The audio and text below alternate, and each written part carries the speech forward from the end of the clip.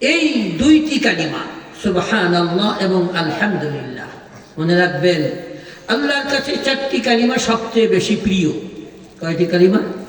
চারটি কালিমা। আল্লাহ নবী বলেন আহাব্বুল কালামি ইলাল্লাহি আরবা', আল্লাহর কাছে সবচেয়ে প্রিয় চারটি কালিমা সুবহানাল্লাহ ওয়ালহামদুলিল্লাহ ওয়ালা ইলাহা ইল্লাল্লাহ ওয়াল্লাহু আকবার।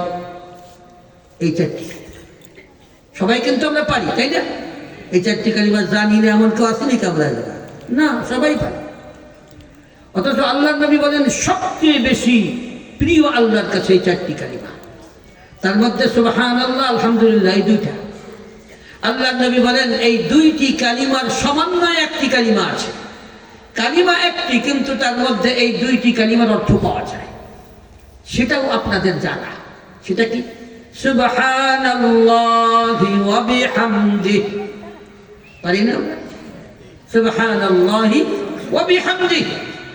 আল্লাহ কোরআনে বলেন তুসাব্বিহু লাহুস সামাওয়াতুস সাবউ ওয়াল আরদু ওয়া মান ফীহিন।